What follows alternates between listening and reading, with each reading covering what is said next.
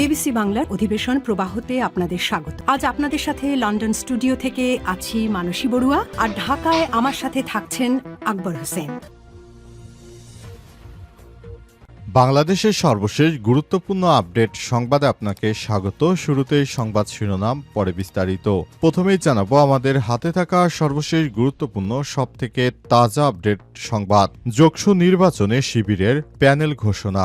বিশ্ববিদ্যালয় হিসেবে প্রতিষ্ঠার পর প্রথমবার অনুষ্ঠিত হতে যা জগন্নাথ বিশ্ববিদ্যালয় কেন্দ্রীয় শিক্ষার্থী সংসদ যোগসু নির্বাচনে প্যানেল ঘোষণা করেছে ইসলামী ছাত্র শিবির। প্যানেলের নাম রাখা হয়েছে অদম্য জবিয়ান ঐক্য।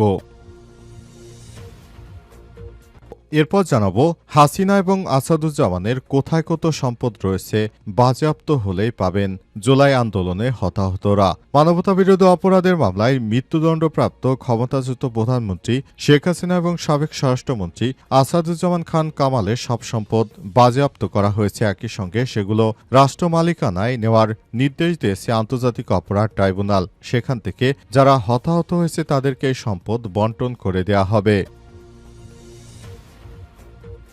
এদিকে হাসিনার বিরুদ্ধে রায় অন্তর্ভুক্তদের জন্য গুরুত্বপূর্ণ মুহূর্ত বলছে OHCHR। মানবতাবিরোধী অপরাধে দায়ে ক্ষমতাচ্যুত প্রধানমন্ত্রী শেখ হাসিনা ও সাবেক স্বরাষ্ট্রমন্ত্রী আসাদুজ্জামান খান কামালের বিরুদ্ধে আন্তর্জাতিক অপরাধ ট্রাইব্যুনালের রায় ঘোষণা গত বছর গণঅভ্যুত্থানের সময় গুরুতর মানবাধিকার লঙ্ঘনের শিকারের জন্য একটি গুরুত্বপূর্ণ মুহূর্ত। জাতিসংঘের মানবাধিকার বিষয়ক হাই কমিশন দপ্তরের মুখপাত্র রাবিনা শামসাদানি এই মন্তব্য করেছেন।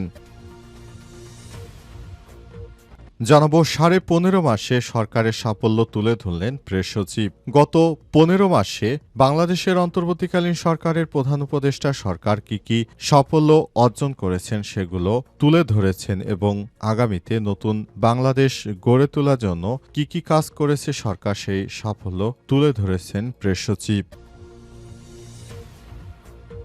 এবং সর্বশেষ জানাবো 40,000 বডি অন ক্যামেরা কেনা হচ্ছে না বললেন অর্থ উপদেষ্টা। ত্রয়োদশ জাতীয় সংসদ নির্বাচনে পুলিশের ব্যবহারের জন্য 40,000 বডি অন ক্যামেরা কেনা হচ্ছে না বলে জানিয়েছেন অর্থ উপদেষ্টা ডক্টর সালেউদ্দিন আহমেদ। আজ তিনি এসব কথা বলেছেন। প্রিয় দর্শক, এতক্ষণ শুনছিলেন সংবাদ শিরোনাম, এবারে বিস্তারিত। তবে তার আগে বন্ধুরা অনুরোধ থাকবে এই সংবাদটিতে একটি লাইক দিন।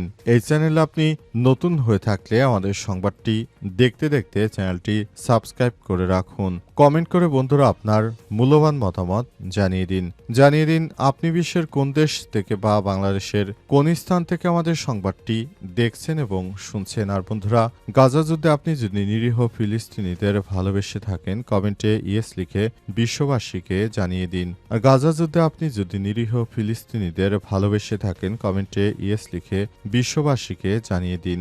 এবারে বিস্তারিত। যোগসু নির্বাচনে শিবির প্যানেল ঘোষণা। বিশ্ববিদ্যালয় হিসেবে প্রতিষ্ঠার পর প্রথমবার অনুষ্ঠিত হতে যা জগন্নাথ বিশ্ববিদ্যালয় কেন্দ্রীয় শিক্ষার্থী যোগসু নির্বাচনে প্যানেল ঘোষণা করেছে ইসলামী ছাত্র শিবির। প্যানেলের নাম রাখা হয়েছে অদম্য জবিয়ান ঐক্য।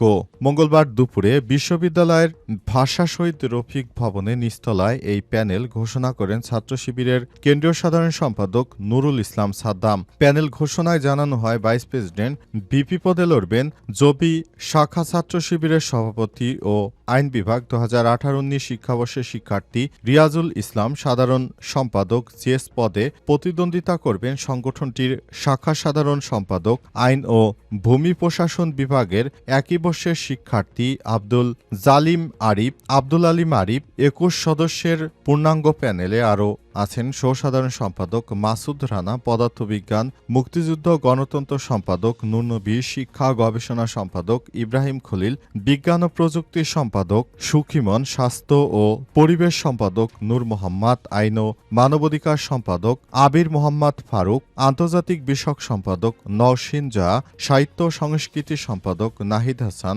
রাসেল, ক্রীড়া সম্পাদক জর্জিস আলম, পরিবহন সম্পাদক তাওহিদুল ইসলাম, সমাজসেবা এবং শিক্ষার্থী কল্যাণ সম্পাদক মুস্তাফিজুর রহমান এবং পাঠাগার সেমিনার সম্পাদক সোহাগ আহমেদ এছাড়াও নির্বাহী সদস্য হিসেবে প্রতিদ্বন্দ্বিতা করবেন আক্তার সালে, মহসিন, সিয়াম, ফাতেমা আক্তার, আউরিন, আকিব হাসান, কাজী আরিফ, মোহাম্মদ মেহেদী হাসান আল ফারুক। প্যানেল ঘোষণার সময় উপস্থিত ছিলেন ছাত্র শিবিরের কেন্দ্রীয় আন্তর্জাতিক বিষয়ক সম্পাদক। বাজেয়াপ্ত হলেই পাবেন হতাহতরা। হাসিনা এবং আসাদুজ্জামানের কোথায় কত সম্পদ রয়েছে? মানবতাবিরোধী অপরাধের মৃত্যুদণ্ডের আদেশ পাওয়া দুই আসামি হচ্ছেন সাবেক প্রধানমন্ত্রী হাসিনা এবং সাবেক স্বরাষ্ট্রমন্ত্রী আসাদুজ্জামান খান কামাল। তাদের যত সম্পদ রয়েছে সেসব সম্পদগুলো বাজেয়াপ্ত করা হবে এবং সেগুলো যেন যারা জুলাই আন্দোলনে আহত হয়েছে তাদেরকে দেয়া হয়, এই বিষয়ে প্রস্তাব দেওয়া হয়েছে আদালতের পক্ষ থেকে।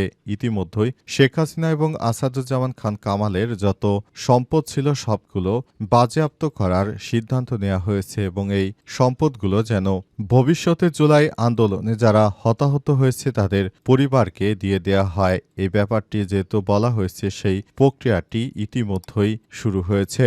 সেই প্রক্রিয়া থেকে জানা গেছে যারা জুলাই আন্দোলনে হতাহত হয়েছিলেন তাদের পরিবারই পাবে মূলত এই সম্পদ। ট্রাইব্যুনাল এর এই আদেশের পর আসাদুজ্জামানের সম্পদ নিয়ে জল্পনা কল্পনা শুরু হয়েছে। জুলাই বিপ্লবের পর জানা যায় হাসিনাও তার পরিবার এবং দেশের 10 ব্যবসায়ী গ্রুপের 57,257 কোটি টাকা জব্দ হয়েছিল। এর মধ্যে বিদেশে পাচার হওয়া অর্থ রয়েছে 10,452 কোটি টাকা।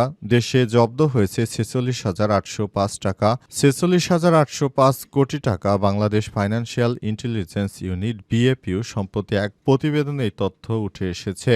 শফিকুল আলম বলেন 124টি ব্যাংক অ্যাকাউন্টে 635.14 কোটি টাকা, রাজুকের 1,80,00,000 টাকার দলিল মূল্যর 60 কাঠার প্লট, 8,85,00,000 টাকা মূল্যের 10% জমিসহ 8টি ফ্ল্যাটের সন্ধান পাওয়া গেছে। এসব সম্পদগুলো যারা জুলাই আন্দোলনে আহত হয়েছে তাদেরকে দিয়ে দেওয়া হবে।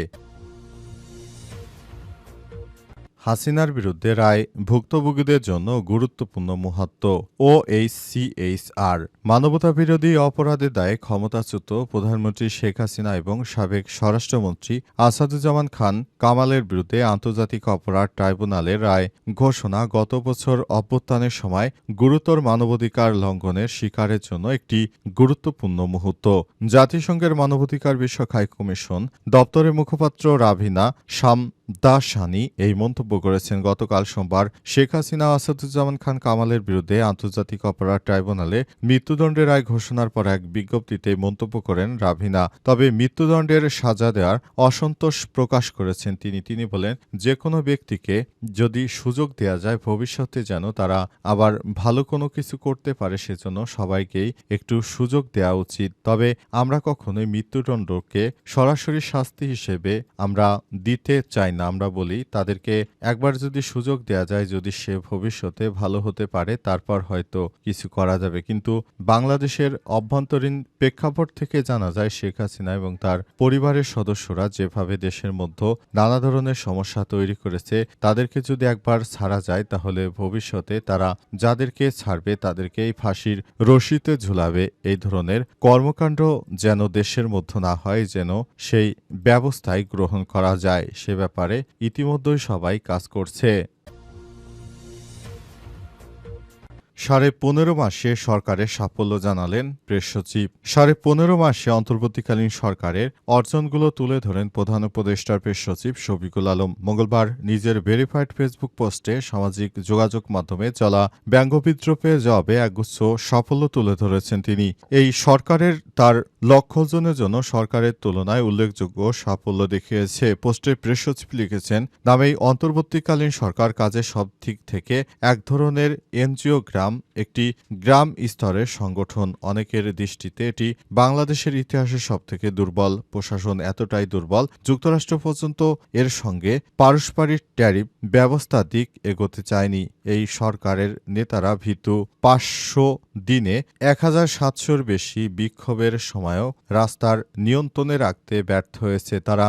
নবীন ও অদক্ষ আইন পাশ করা তো দূরের কথা, প্রয়োগ করতেও হিমশিম খায়। ছোট বা অজ্ঞাত গোষ্ঠীগুলোর চাপে অন্তর্বর্তীকালীন সরকার বারবার নুয়ে পড়েছে। গত 15 মাস ধরে সরকারকে জড়তা ও অযোগ্যতার অভিযোগ তুলেছে অনেকেই কিছু না করা মাখন খাওয়া দল বলে উড়িয়ে দিয়েছেন। যারা কপালগুলো গুনে ক্ষমতায় উঠেছিল, কিছুই অর্জন করতে পারেনি, তখন লজ্জাজনক নিরাপদ প্রস্থান খুঁজছি ইত্যাদি নানা রকম কথা বলতো। শুধু যখন আমি পেছনে তাকাই তখন আত্মবিশ্বাসের সঙ্গে বলি, এটি বহু দশকের মধ্যে বাংলাদেশের সবথেকে গুরুত্বপূর্ণ সরকারগুলোর একটি। তারা প্রায় সবকিছু অর্জন করেছে যা তার লক্ষ্য ছিল। এই সরকারের আমলে শান্তি ও স্থিতিশীলতা ফিরে এসেছে। বিপ্লব পরবর্তী প্রতিশোধমূলক হামলা থেমে গেছে। মার্কিন ট্যারিফ চুক্তি একটি লবিং ফার্মও নিয়েই সম্পন্ন হয়েছে। রেকর্ড সংখ্যক আইন মাত্র 15 মাসে পাশ হয়েছে, যার মধ্যে রয়েছে ব্যাপক শ্রম সংস্কার। জুলাই ঘোষণাপত্র একটি ঐতিহাসিক নতুন মঞ্চ তৈরি করেছে। সুপ্রিম কোর্ট নিম্ন আদালতের উপর নিয়ন্ত্রণ প্রতিষ্ঠা করেছে। বিশ্বের শীর্ষস্থানীয় এক বন্দর অপারেটর লালদিয়া টার্মিনাল চুক্তি সই করেছে। নতুন বৈদেশিক নীতি কাঠামো বাংলাদেশ ইন্দো প্যাসিফিকের কেন্দ্রে প্রতিষ্ঠিত করেছে। অর্থনীতির স্থিতিশীলতা করেছে। ব্যাংকিং খাতের লুটপাট কমেছে। মুদ্রাস্ফীতি 14% থেকে এখন 7-এ নেমে এসেছে। আদালতেও প্রক্রিয়ার মাধ্যমে অতীতে অপব্যবহার জবাবদিহিতামূলক হয়েছে, গুম বন্ধ হয়েছে। র্যাব এখন আইনের অধীনে পরিচালিত হচ্ছে। গণমাধ্যম এখন স্বাধীনতা ফিরে পেয়েছে। এখন আর ক্রসফায়ারের সংবাদ পাওয়া যায় না। এটি হচ্ছে আমাদের ব্যর্থতা।